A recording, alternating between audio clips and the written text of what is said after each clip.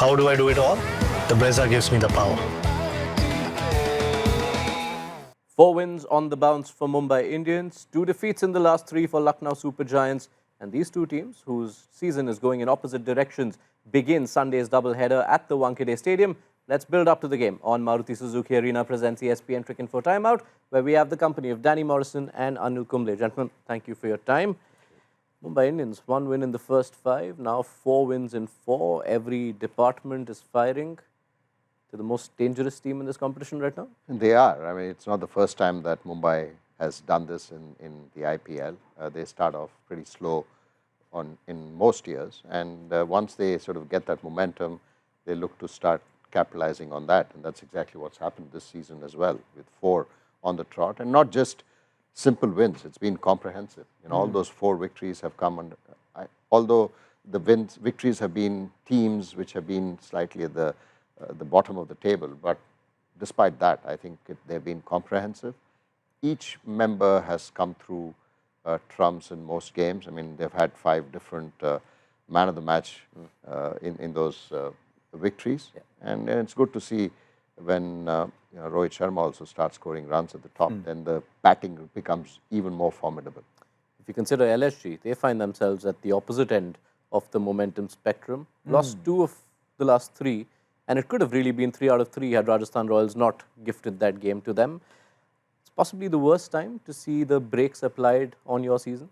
Yeah, I've seen that bandied around. And when you look at the over-reliance maybe on someone like a Nicholas Pooran, but you look at someone like the Titans and their top 3 are fizzing and doing well. And ideally you want that. But Marsh and Markram, what's the other, M. Miller, and you've got Pooran. So there's your overseas star quality. And if Pooran misses out, yeah, you start to get a bit antsy. And then and all the media, and we've said it in the commentary box as well, in terms of, you know, Rishabh Pant, you can't get the best out of him. Where's he fitting in? There's some frustrations creeping in. And, you know, if a couple of top guns miss out at the top of the order, it makes life a little bit tricky down the other end. Yeah, let's go into that, because Lucknow Super Giants, there are a bunch of issues, but none perhaps as prominent as Rishabh Pant. Lack of runs, batting at number 7 in the last game. What's happening over there? Yeah, I was really surprised because, you know, like Danny mentioned, you know, for the times that LSG have really done well and won games, it's been the top 3 who have sort of done most of the damage with regard to batting performances. And when Nicholas Pooran hasn't performed in the last game, I felt that was the right time for Rishabh. You know, maybe not necessarily at number 4, but come in at around the 10th, 11th over when you're not thinking, you're not worried about consolidating an innings there, because that's when he sort of gets into that mold of saying, I need to play a few dot balls here, and that's where he gets confused. So maybe around the 11th, 12th over, but what we saw in the last game was a bit surprising, because I felt that he could have easily walked in. They sent in Abdul Samad, okay, which is understandable. You wanted runs to sort of, he needs to come in and change the momentum there. That was fine. But then after that, once he got out, you felt, okay, Rishabh Pant needs to come in. But then David Miller, that's also fine. But then after that, again, an impact player. So that was really surprising. So I'm hoping that all those confusions have been sort of put to rest now, because you can't have that. Yes, it's bound to happen when the mindset is not really clear. You need clarity in a T20 game. And if your skipper is having those confusions in your head, that's not good for the team. Aside from all that you pointed out, it also felt like the dugout felt like an uneasy place every time the cameras cut there while Pant was waiting, padded out. Yeah, you don't want to be seeing a captain really frustrated and then everybody, the whole world, sort of seeing what's going on there, and the coach sitting and oblivious of what's going on. He's just watching with a straight face. So I'm hopeful that post that game, they would have sat around, the senior players as well. I mean, there's a lot of leadership in that group. Yes. You have captains of international teams there. You know, you have David Miller, who's been in IPL for a long period of time. You have Mitch Marsh, you have Nicholas Pooran, you have Markram, and then of course the support team, which is exceptional. So you have all the leadership group. I'm sure they would have sat around and then figured out that, listen guys, let's not confuse ourselves, overthink. It's important to just keep things simple, and let's move ahead. How do you view everything that's going on with Rishabh Pant and the position Lucknow find themselves in?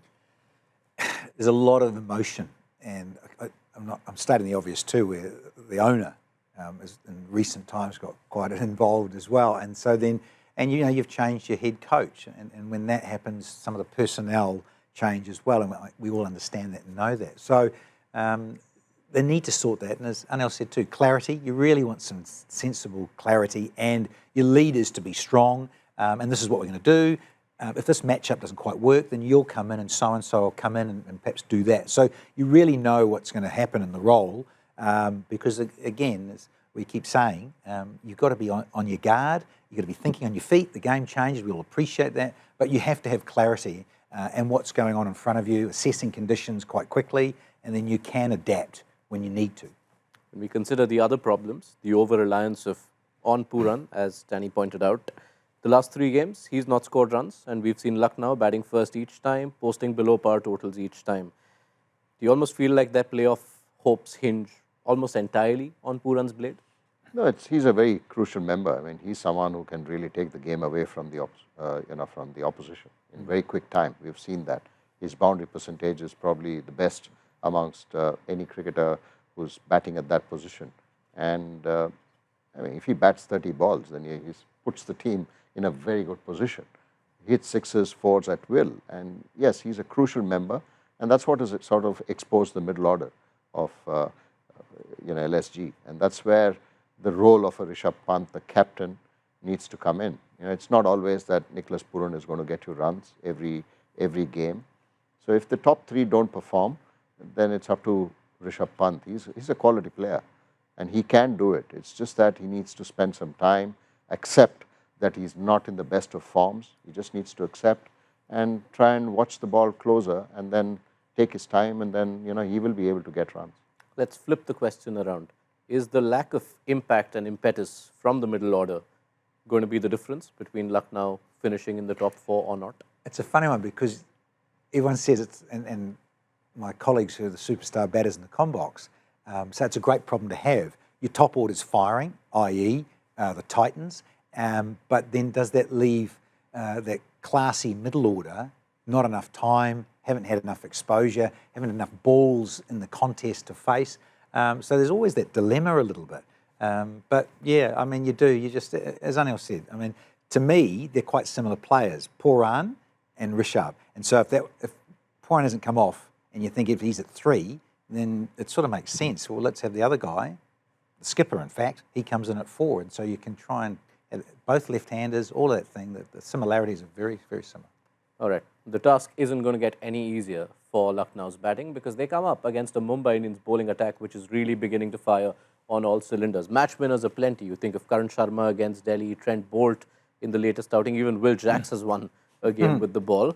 Bolt and Chahar, with the kind of returns they've had in the last game, that's the biggest positive? Yeah, it is. I mean, both can swing the ball. Both are highly capable of picking wickets in the power play. They've done that in the past. And if both of them start doing that, because we have seen in this Tata IPL that the power play is a very important part of the 20 overs. And if you can sort of plug that power play, even without wickets. We saw that with LSG and DC. In the power play, they didn't get wickets, but they kept them in check. So that's important. So if these two can come in and do that role, but one sort of thing that is in favor of LSG is it's an afternoon game. So there may not be that much swing.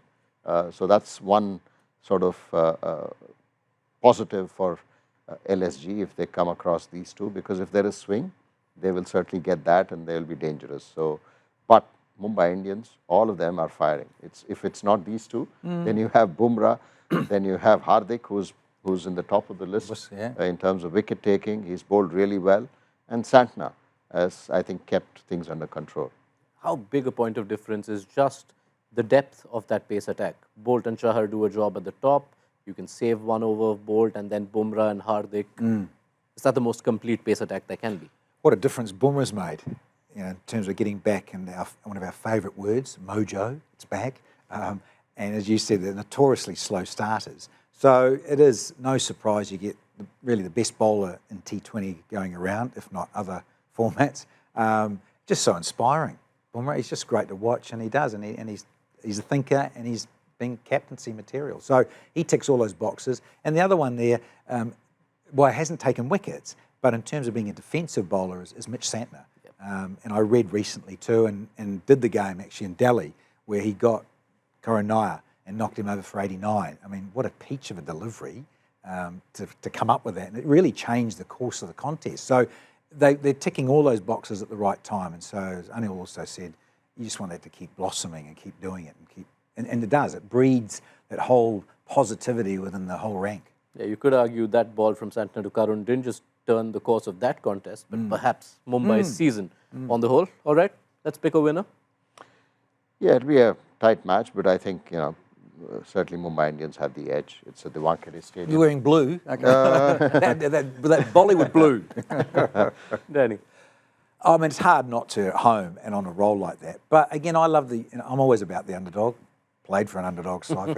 So when I think, yeah, I'd like LSG. And it's a day game, as Anil said. So it'd be interesting. Could they go out and smash a total and put a bit of pressure on the Glamour boys in their own backyard? So I just think from an entertainment perspective, I'd like to see LSG step up and make it tough. All right. Thank you so much, gentlemen, for setting up the game. You've heard it from the couch. The one thing Lucknow have in their favour is the track record. Mumbai Indians have never beaten LSG in a league game in the IPL in 6 previous attempts. How do I do it all? The Brezza gives me the power.